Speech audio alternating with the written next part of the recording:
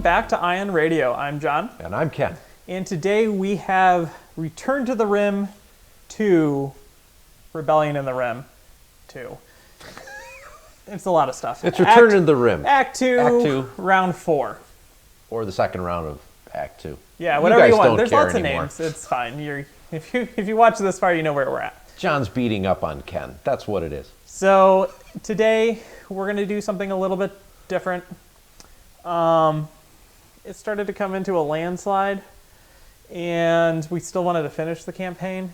We have so much that we want to talk about how we would like to change it again, if we were to do it again, that we've decided to change the way we format this. So instead of having 2 episodes, we've compressed them into 1 episode so we can get to the next act, next pivotal, next round.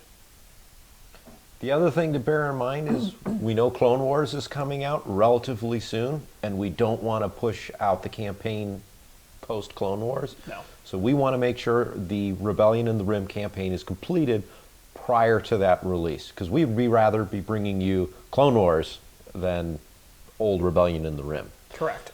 So let's go ahead and get to where we're at for the strategy phase of Round 4. So coming into this round, the Empire is currently up 2 points in this act versus the Rebels, 0, giving Rebels the initiative. So what we're going to do is jump to the map and see where we planned our assaults.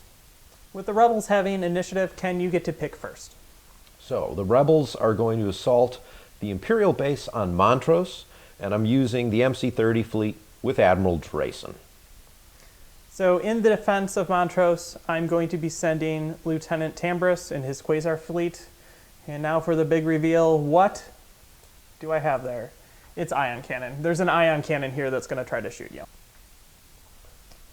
What about you, John? What are you going to do for your assault? So my attack, I'm going to attack Yavin with my Captain Sloan and her ISD fleet. So we're going to take the relatively new fleet with Captain Virgilio and the MC-80 with the Biggs Ball to go ahead and try and defend. Should probably make a note here that both of my fleets are going to have low fuel conditions. I'm going to, at this time, spend for the Sloan fleet an ally token to help me assist taking over Yavin. Oh, joy. We're probably going to see a Gazanti or something, aren't we? All right, so that's the strategy phase. And now we're going to start looking at the first battle of round 4, which is the one over Montrose. So let's go jump to the fleets and kind of take it from there. All right, so here we are, Rebel fleet, 237 points. Again, low fuel. We have an MC-30 scout frigate. That's my flagship with Admiral Drayson. I have Master Gunner 2, Master Navigator 2. This particular frigate has expert shield tech, assault proton torpedoes. Moving right along, we have an MC-30C torpedo frigate. This is scarred. Assault proton torpedoes, cluster bombs.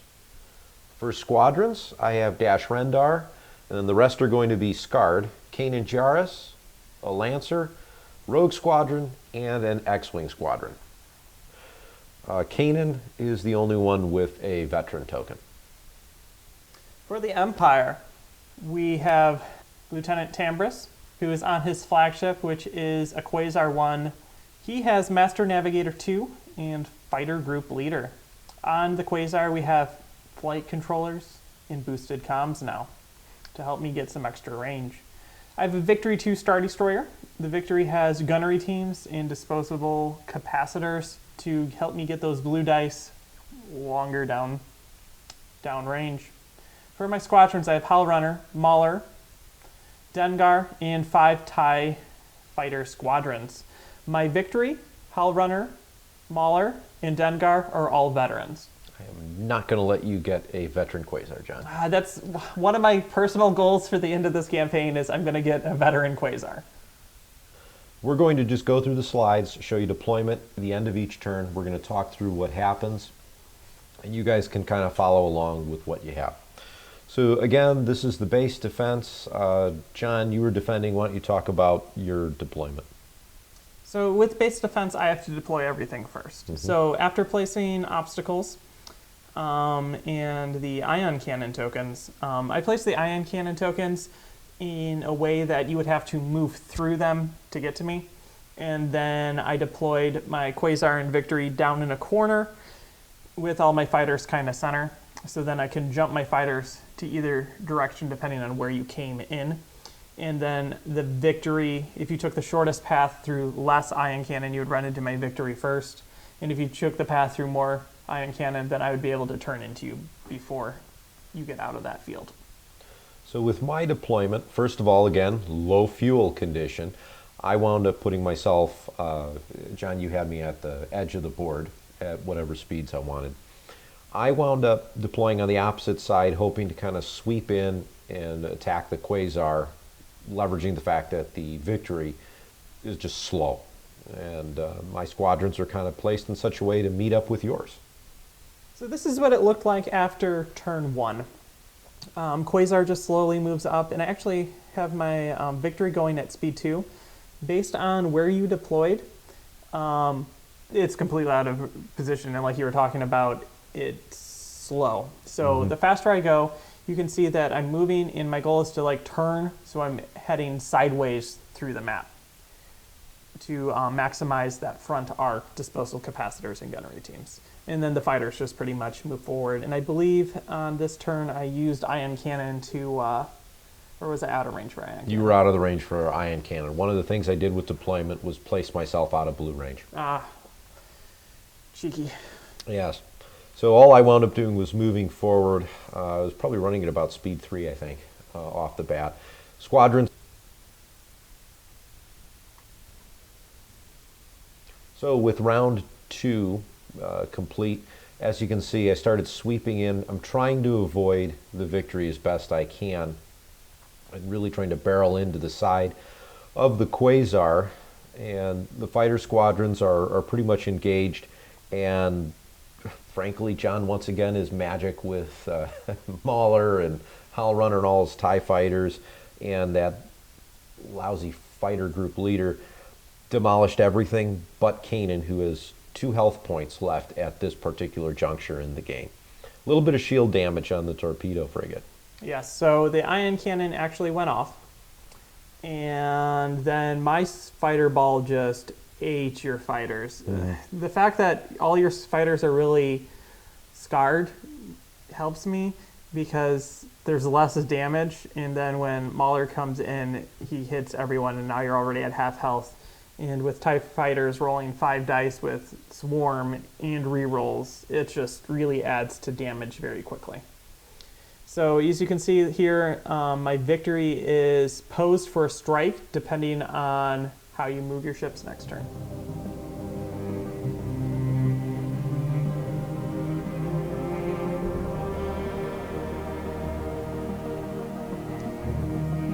So here we are on to turn 3.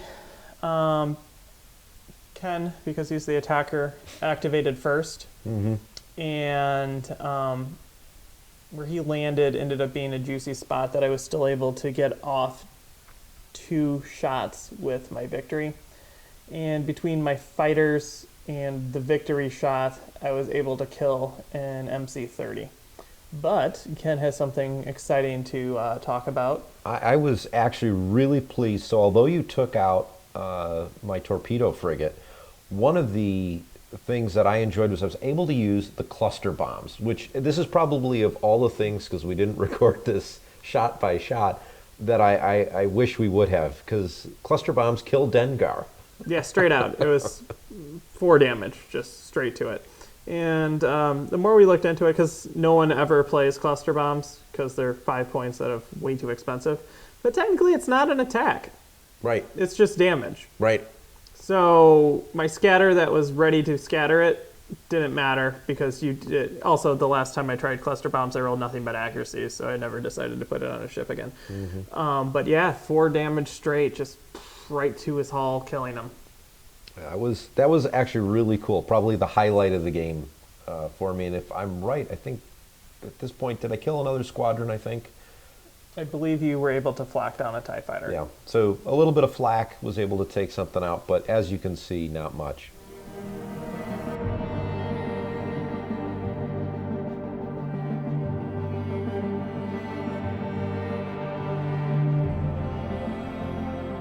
Start of round 4. Round 4, I kept moving. At this point, I dropped my Quasar down to speed 0 because I really want to catch you with that shot so that I could get a veterancy token for it. And it just wasn't happening. So I swarmed you with fighters, and the victory is pretty much out of position as well. Mm-hmm. So I'm probably going to be dropping to speed 0 with that ship as well. So here on my side, my remaining scout frigate, all the shields except for the one on the port side have been taken down. I'm already 2 damage into it, and I've just lost another redirect token. Kanan did, leveraging the assault capability and his veteran token, was able to do a raid token for squadrons, I believe, on the Quasar. So I actually was able to use Kanan this time. Yes, that was my mistake. I literally forgot really about him way up at the top of the map and should have kept something engaged over there to keep him from being able to do this exact thing to my Quasar. So now my Quasar speed 0 with no squadrons the next turn. Great planning.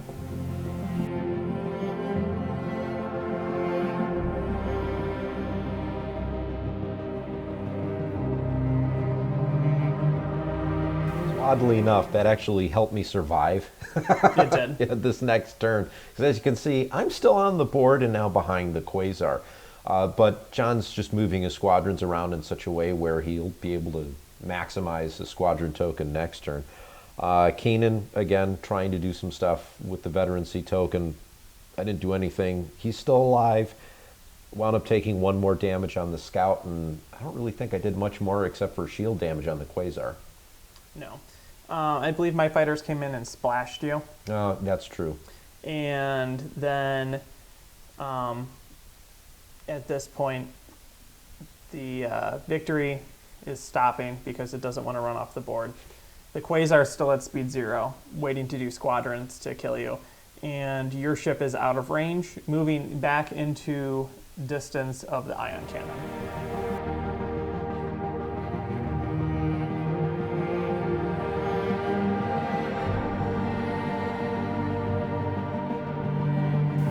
Speaking of the ion cannon, at the start of turn 6, the ion cannon vaporizes the MC-30, killing it, and then I swarm into Kanan. Kanan, and it kills you. Poor Kanan.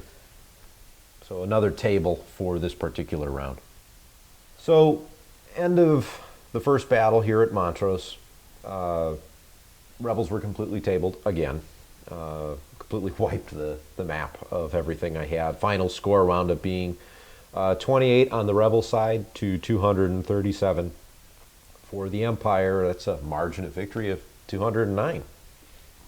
Yes, it was. I think in this game, the ion cannon really messed with you. It did. And it allowed me to funnel you straight into my fighters from every direction. And at this point, with you being all scarred, my fighters eat your fighters extremely quickly. I needed pretty much another hit point on almost everything I had. It was just a combination, again, like you mentioned earlier, John, the extra dice, the re-rolls, etc. It's too much. So, I mean, it is what it is. So moving on again with this particular grouping, for commander experience, Drayson takes a loss, so he gains another 2. He now has 2 experience points. Tambris won the game and won by over 150 points, so I get 3 experience. So leaving me at 3 experience, I don't have anything to do with it, so it's just experience. What do we have for scarred forces? Scarred forces, everything on the Rebel side is naturally scarred. We'll get to what becomes unscarred a little bit later. Imperial side, I killed Dengar and a TIE fighter. Yeah, that Dengar kill, though, man, that still got me. And he hadn't even used any of his tokens or his No. veteran token yet. It was super frustrating for me. And you also prevented me from killing you with my Quasar. Like, part of me almost decided not to shoot with a ion cannon. Just to try and get the... Just for the off chance of killing you with the Quasar. But I was out of range. That happens, John. That's okay. Now on to the Imperial Assault of Yavin. We're not bringing a Death Star. Instead, we're bringing something far more deadly, which is Captain Sloan with her Defender list. Yeah, I was... that's a nasty list you got going there, John.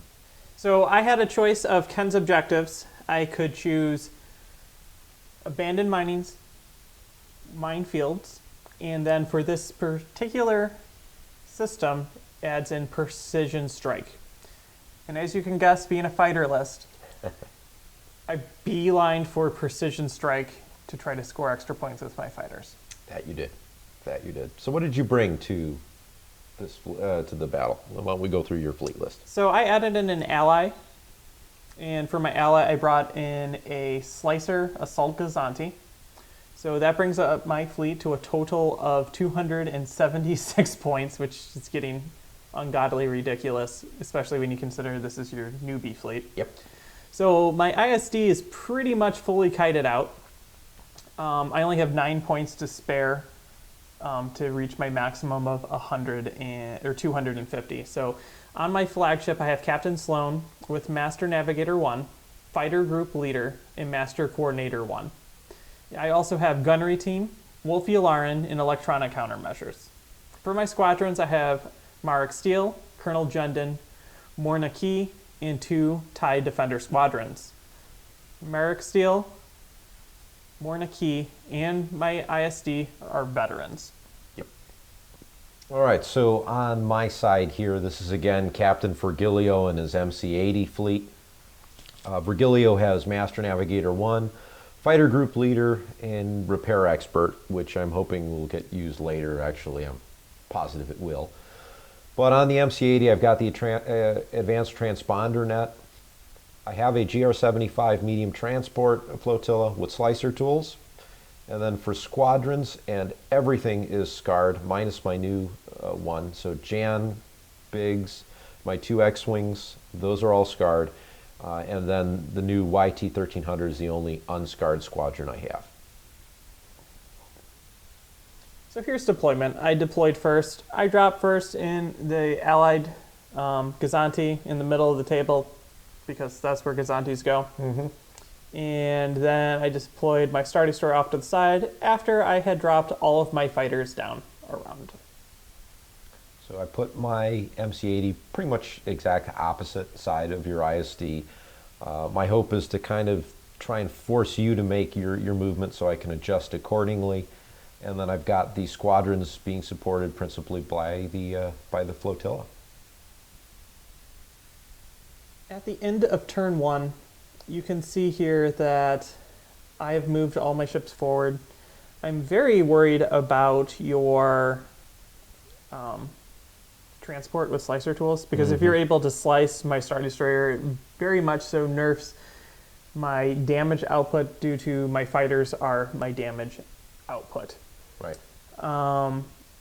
Something really important to note here, and Ken debated putting Jan in front of the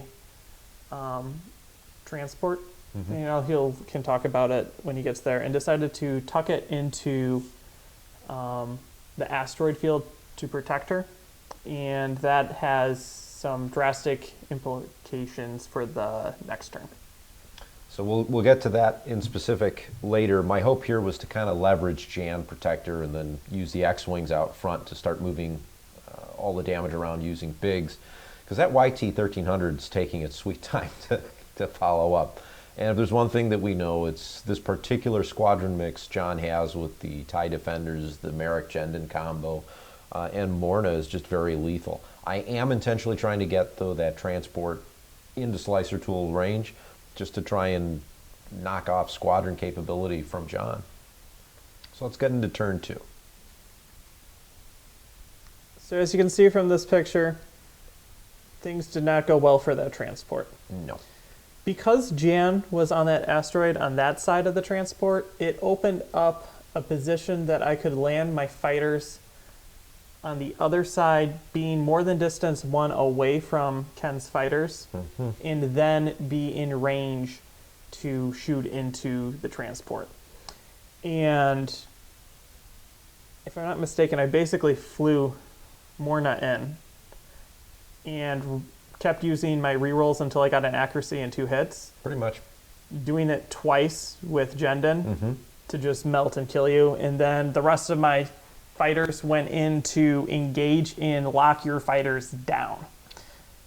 So you actually ended up killing one of my TIE defenders, but that's fine with me because all of your X-Wings had to go into it to kill it, Yes. leaving your fighters where they were. Right, so I couldn't move much of anything at all. The squadron battle was pretty much self-contained. You were able to kind of get out of it. I think Morna was still in a position to move around. And then, you know, I had to move the MC-80 forward and landed on a couple squadrons, which pulled them out. So, long story short, yeah, that was a mistake, putting Jan where I put her in turn 1. I really needed to defend the transport. That may have actually altered significantly how you would have moved. It did. I also didn't get to use the slicer tools. You did not. That was completely done for before I even could activate it. Yes. And I believe I was then able to get my slicer tool into range to slice you. You were. And I gave you a generous concentrate fire, so you weren't able to repair, weren't able to move, Nope. and were also not able to command the rest of your fighters. That is correct. So yeah, it wasn't fun, but I mean, it is what it is.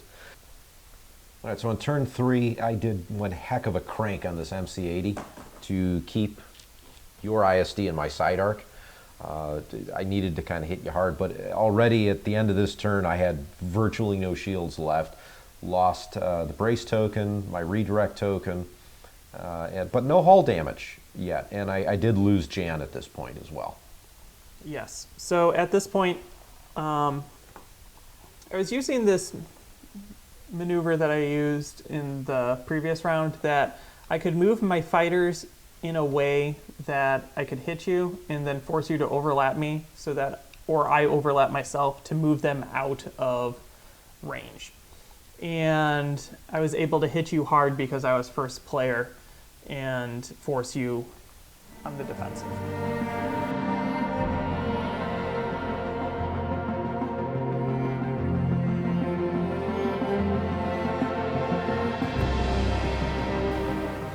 We go into turn 4. As you can see, there's an MC-80 that's missing. Couple crits, and I just got tore up mostly by fighters. Surprisingly, you did not take out any of the rest of my fighters in typical John fashion. You left everything at 1 health except for Biggs. I think he had 2. Yes.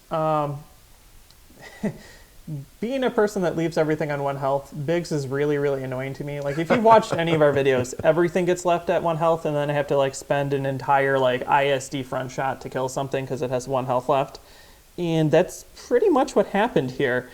All of your fighters were on 1 health because they ate a bunch of damage. My Star Destroyer really didn't take that much damage at all from all this, and I was able to keep your fighters engaged so that you couldn't attack my ships. Right. A couple victory points were gained throughout the entire game. I got 1. I think you wound up getting 4 of them. Correct. Total. So in summary, the Empire won. Some of their squadrons were left alive, but all the ships were killed. So for final score, just again marking out what we had, I got 16 points for TIE Defender, plus 15 for victory tokens, giving me 31. And then John, you wound up getting all 213 of my points, plus 60 in victory points, giving you 273. One interesting thing of note is, again, your fleet started with 274 points, I think, versus my 213. Yes. So that was really difficult to try and overcome. Yeah, and that's one of the reasons why at this point we chose to do these battles this way, is because everything was written on the wall that this would be a landslide. Right. So we decided to spare you guys. So hopefully this works out well for you, but we'll continue on in this fashion, don't worry. You know the Climactic battle's coming up next. That is a standard episode.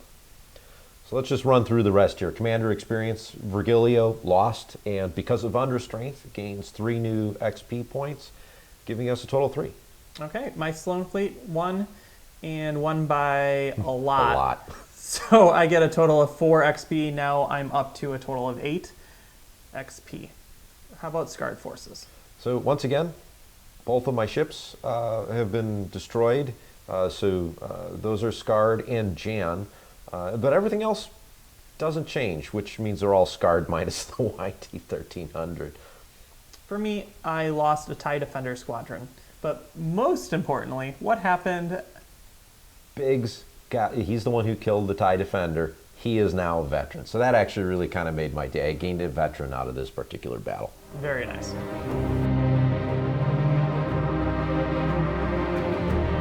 Let's jump right into the management phase for round 4. All right, so again, determining battle effects. Empire defends their base successfully at Montrose, gaining 2 victory points. And you also gain a new presence token, I guess, over at Yavin, and an extra campaign point. So this round I gained 3 campaign points, which now I have 5 for this act, which will trigger into a pivotal battle. I choose to not spend any tokens to build any bases because I don't think it really matters. At this point, no. Now, strategic tokens. Again, Rebels have 1 base. I get a Spynet token, which goes onto Virgilio's fleet, leaving me with a grand total of 2 resource tokens and a Spynet token moving into the next battle. For the Empire, I gain a lot of tokens. I gain an ally token, a resource token, a skilled spacer token, and a Spynet token that goes to my ISD. My inventory for tokens so far are 1 ally, 1 repair yard, 3 resources, 5 skilled spacers, and I believe I have 2 Spynets between my fleets. So let's do rewards, refits, and everything else. Let's start with Admiral Drayson. We're going to gain an X-Wing squadron, bringing the sum total up to 250 points. I'm not spending any experience, so not gaining any new skills. And I have, with the 1 base, I'm going to repair the MC-30 ship. So that leaves me with the MC-30 Scout and 1 X-Wing that is not scarred going into the pivotal battle. Captain Virgilio. I'm going to purchase 2 new A-Wing squadrons. I'm able to do that, again, with the understrength. And that brings him up to 235 points. Again, not spending any experience for abilities. I am going to repair the MC-80. And because I have the repair expert ability, I also get to bring Jan Ors back fully healed. And then, of course, the 2 new A-Wings. John, what about you? For me, it's not as exciting. My Tambris fleet is already at 250 points, so I buy nothing. I fully repair it with everything that I have, and I don't spend any commander experience because I'm currently maxed out on the amount of tiers that I have. Moving on to my ISD fleet with Captain Sloan, I buy boosted comms. This fleet is now up to 245 points. I have enough space that if I had time, I could add a turbo laser or something fun like that. I currently have fully repaired all of my things that had been destroyed. And again, I also have max tier of skills, so I do not spend any of my experience. So one thing that I will note is that I am spending both of my remaining resource tokens to remove the low fuel condition from both Rebel fleets. And then that way we can go into the climactic battle without that particular condition. So of course, the end of the management phase, big thing is to check the current act. You have 5 points, I have none. That triggers a pivotal battle. But our rules, because 6 points I think we decided? Correct. We're going to force this to go to the climactic battle. To be fair, I would choose this anyways at this point, because this is becoming very, very one-sided. It's like an imperial tax. It is the Empire Strikes Back campaign. So there we go. That pretty much wraps up round 4 in roughly 20 minutes or so. Took a little bit longer to play it, but you guys didn't want to see 2 tablings. Yeah, Ken and I did a lot of talking together because we really wanted to bring you the campaign in its entirety.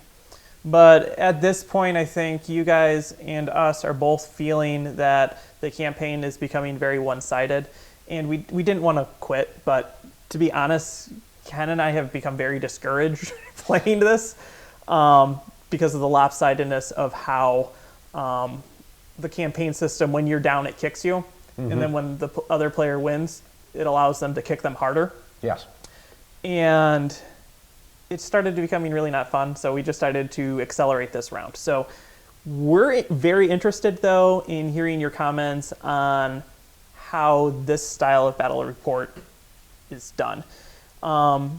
Because we're considering doing some weird off-the-wall things and doing rapid reports like this, not as our main episode, but as another venture that our channel takes place in, which will focus more on talking about the strategy than necessarily the gameplay. So let us know what you think about that. One thing to bear in mind is we would probably do photographs and shots each activation as opposed to at the end of each round. So that'll give you a little bit more detailed information. We'll kind of talk through it. But definitely leave your comments below on that. See what you guys think and feel about that. Do you like it? Do you not? It's important for us to know. Yeah, we're kind of in the brain storming period for how we would want to do something like this. Because we have ideas of cool things we want to do down the line, like a tournament of some kind of March Madness style. But that's, in a nutshell, round 4. I really don't have much I want to say other than I know I'm personally looking forward to how well my 2 fleets work together in the climactic battle. Because these fleets were designed a little bit differently than what I came out with initially. Yes. So we do have the climactic battle coming in its entirety for you. That will be one of our next episodes that we release. So stay tuned for that. All right. So until then, if you enjoy this video, give it a thumbs up. Subscribe to the channel if you haven't. Take a look below for all of our different social media things, Discord, Twitter, etc. And join us. Come talk to us. We'd love to share ideas and see what you guys think. So thank you very much for watching. I'm John. And I'm Ken. And you've been watching Ion Radio.